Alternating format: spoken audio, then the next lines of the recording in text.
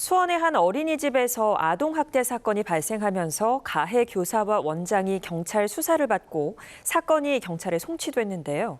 그런데 해당 학대 사건과 관련해 피해 가족들이 수원시에 제대로 된 후속 조치를 요구하며 시위에 나섰습니다. 영업 정지와 사건에 대한 정확한 처리 과정을 공개하라는 요구입니다. 백창현 기자가 보도합니다. 수원의 한 어린이집에서 찍힌 CCTV 영상입니다.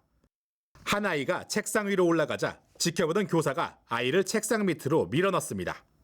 또 다른 날 찍힌 영상에는 아이의 양쪽 귀를 끌어올리며 세우는 모습도 찍혔습니다. CCTV에 찍힌 아동학대 행위만 350건. 경찰 조사 결과 14명의 같은 반 아동 중 13명이 학대 피해를 받은 것으로 드러났습니다. 결국 지난 5월 이 어린이집의 원장과 교사 2명은 아동복지법 위반 혐의로 검찰에 송치됐습니다. 그런데 검찰 송치가 이뤄진 한 달 뒤인 6월 10일 피해 아동 가족들이 시청 앞에 모여 시위를 벌였습니다. 해당 사건 처리에 대한 정보가 피해 가족들에게 제대로 제공되지 않았고 어린이집 원장은 버젓이 영업을 계속하고 있다는 겁니다. 이재준 수원시장은 양육자들의 알 권리 보장하라! 보장하라! 보장하라! 보장하라! 책상에 엎드려 있다고 아이를 번쩍 들어올려 머리를 책상 아래로 쑤셔 넣어버리는 행위까지 CCTV에 그대로 나와 있습니다. 그런데도 이 가해자들은 아직 단 한 번도 책임 있는 조치를 받지 않았습니다. 피해 아동 가족들은 정작 학대 당사자들은 아직까지 제대로 된 피해 회복조차 못하고 있다며 울분을 토했습니다.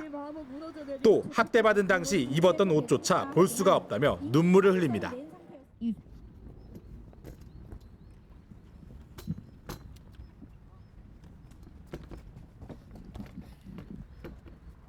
이 사건 이후 저는 매일같이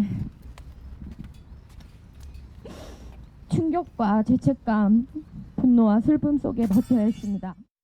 피해 가족들은 학대를 방조한 혐의를 받고 있는 어린이집 원장을 즉시 직무 배제할 것과 피해 가족들에 대한 심리 지원을 요구하고 나섰습니다.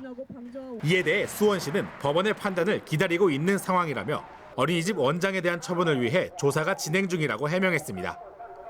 또 지원할 수 있는 모든 지원을 아끼지 않겠다고 전했습니다.